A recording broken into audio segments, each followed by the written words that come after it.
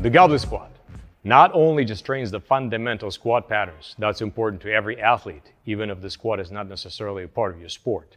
It loosens and opens up your hips, which you will very much appreciate once you're on the mat. John, would you please demonstrate?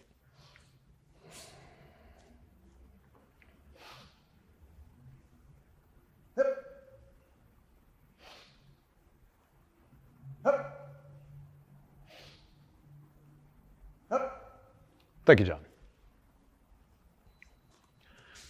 So you start by grabbing the bell by the horns and picking it up. So you're going to keep your back flat, and you just grab it up, bring it up to here. You can also hold it in this manner, whatever you prefer. Shoulders are down. And then you're going to start squatting. Start with your feet approximately shoulder width apart, maybe slightly wider, with your toes slightly turned out. That's your initial stance. Later on, we'll figure it out. We'll optimize this stance. To start the squat, here's what you got to think about. Think of aiming your butt at 7 o'clock. So if to go straight down would be 6, I want you to aim your butt at 7 as if you're trying to aim it for a curb, like to sit on a curb. Keep your spine tall as you're doing it. Keep your shoulders down. And start the squat by opening your knees, pushing your knees out. That's the very first thing you got to do. So by pushing the knees out, you're going to open up your hips. And then sink in as deep as you can, comfortably, without experiencing pain, any kind of a discomfort, and without letting your back round.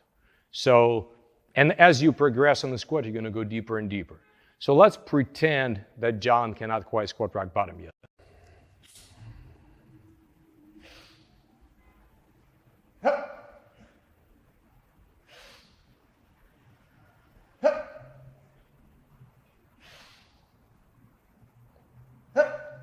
Thank you, John. The same thing should happen to you in your practice. You're going to just go slightly deeper and deeper as you're getting loosened up. So now what we're going to try is we're going to aim to get your elbows on the inside of your thigh. You know, that teardrop muscle, vastus medialis. So the goal is eventually for you to go deep enough until your elbows are pushing out just a little bit against your inner thighs. At that point, you can just pause, and while you're staying tall, you can just relax and sink deeper. But even as you relax, keep your spine straight. Keep your spine completely straight. Then re-engage, take a breath. Remember power breathing, take a breath. Hey, grunt, and pop back up. Then again, go down, pause, keep pushing your knees out. Hey, and pop back up. Let's see, John.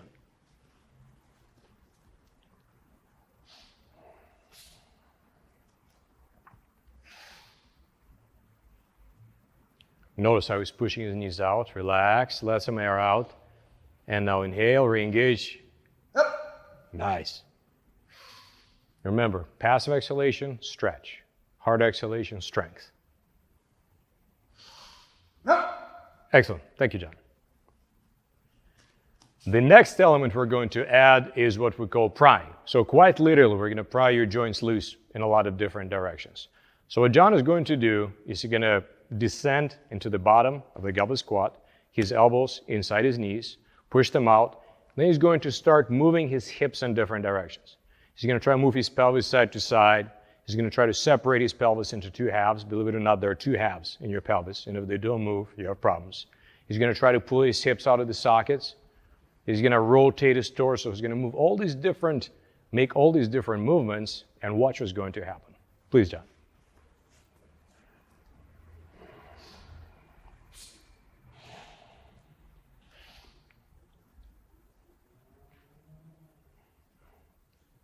And release the air, but stay tall. Notice how he's staying very tall without craning his neck. He's moving in different directions.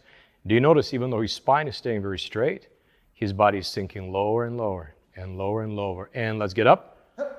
And let's turn facing away from me. Let's see one more different angle. You're going to see some other cool type of prying.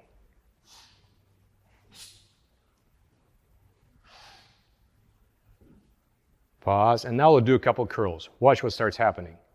As John is doing curls, it shifts his weight back and forth. It pries his weight. He keeps sinking deeper and deeper. And grunt and come up, and park the belt. Excellent. So that's the idea. That's the progression. And you take your time with this progression within the training session and over time as well.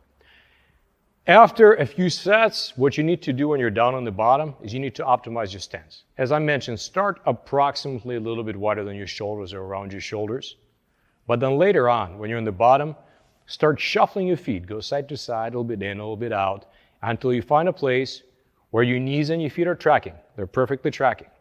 Your heels are down, because your heels are always down in the squat, always. And nothing hurts and everything feels absolutely terrific. And if I told you to stay there and have a smoke, you might be able to do that. We'll test that too. So let's shoulder shuffle.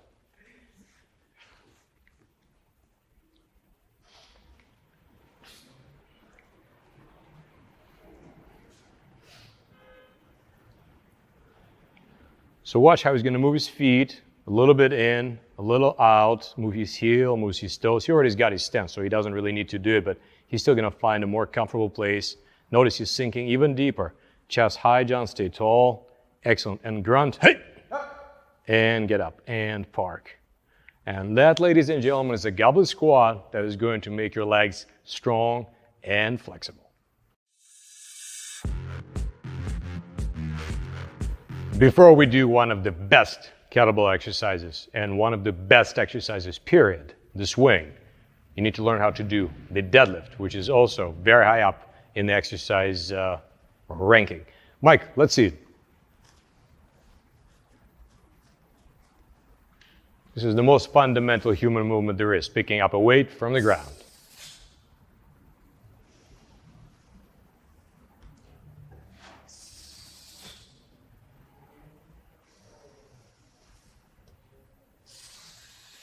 Thank you, Mike. And we're going to build this in several steps. A classic way to learn a skill is to first learn the beginning of the skill and then the end of the skill, and then let the rest fill itself in. So we're going to do exactly the same thing. We're going to start with the deadlift lockout. And for that, we're going to do a drill called the strong first hip bridge. Mike, please demonstrate. He's going to take a pair of shoes, cushy shoes, put them between his knees.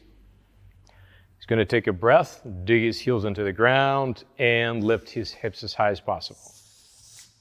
And relax. And let's do it one more time. As high as you can, and relax. The idea here is not endurance. You're not trying to hold it up there. The idea is to range of motion, try to get higher and higher, because our goal is to have his thighs level with his torso. Let's see it.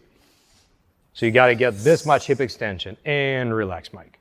So this sort of clenching the butt cheeks on the top of the deadlift, the swing, any kind of intense or throwing a knee at somebody, that happens on top of any kind of a hip-intensive athletic action. You may wonder, why are we using shoes? What's the purpose of the shoes? It's a little technique to prevent you from overarching your back. By squeezing the shoes, you're forced to extend your hips as opposed to arch your lower back, which is a typical problem in BJJ, overworked lower back and underworked glutes. And we are here to fix it. The deadlift is not a squat. The well-meaning by wrong advice, don't lift with your back, lift with your legs. It sounds very, very cute, but go ahead, try and do that. You can't lift much anything. No, you gotta lift with your hips. So the deadlift is the hip hinge. And we're gonna work on your hip hinge right now. Mike, please step with your toes and the balls of your feet elevated on this object. So you're finding something like a 2x4, couple of books. You're going to lift up the fronts of your feet. The purpose of that is to prevent the sliding of your knees. So you just cannot do that. We're going to focus that movement right in your hips. So you stand about shoulder width apart as he does. Now what he's going to do is going to put his hands on the creases, his hip creases. He's going to look straight ahead. And now he's going to chop himself with his hands and let his butt go back as far as possible. Go ahead, Mike. As far as you can, there we go. And look straight ahead. And squeeze your butt cheeks and come up. So we'll squeeze your cheeks the same way you do it during the bridge.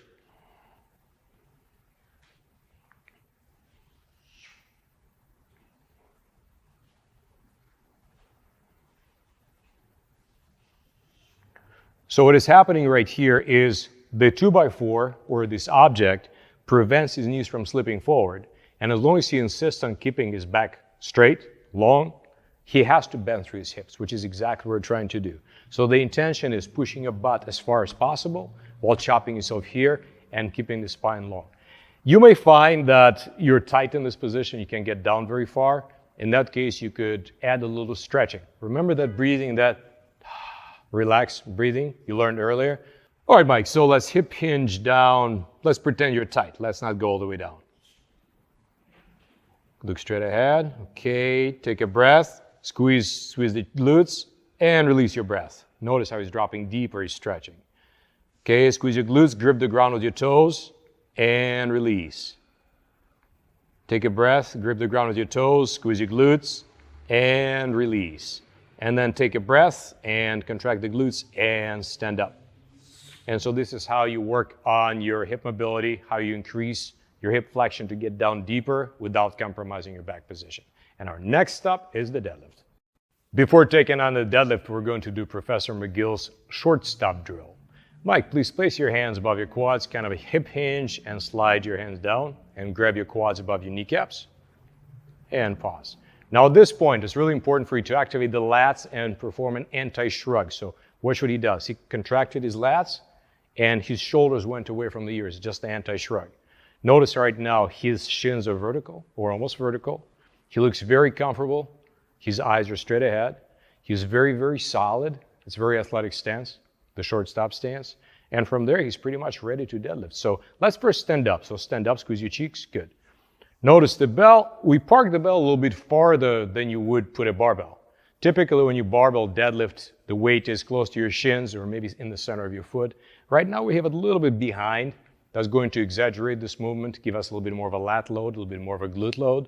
So what Mike is going to do is as he's standing on the top, he's going to take a breath and he's going to hip hinge while trying to reach the kettlebell with long arms. The arms are going to be very long without looking at the kettlebell. So let's do that, Mike. Watch, he's going to push his butt back, look straight ahead.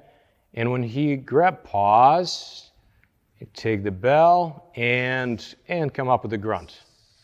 Excellent. And then he's going to again inhale and sit back and park the bell in the exact same place, look straight ahead and relax and stand up without the bell.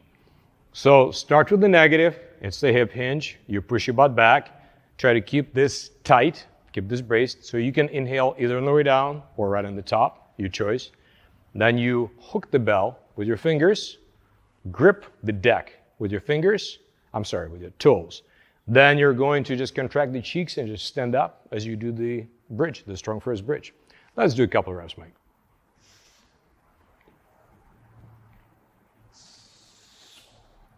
Notice the first thing that moves on the way down is his butt. He pushes his hips back, and then he can relax on the bottom, contract the lats. There we go. Excellent. And sit back. Thank you, Mike. Notice that he respected the kettlebell until the very last moment. He didn't just let go. It's light. I can do so much more. It's not the point. You always respect the weight. Never disrespect the weight. Do not step over the kettlebell. Do not step over a barbell. You do that in the Russian gym, you get beaten up and thrown out. You don't disrespect the weight. High-level athletic performance is the interplay between tension and relaxation. Extreme tension, that's strength, that's power. Relaxation, it's speed, it's endurance. And most people are kind of spend their lives stuck half between the on and the off switch. We practice tension, we practice strength with heavy lifts. We also get to practice relaxation. Practice this between sets of your lifts, practice this before going on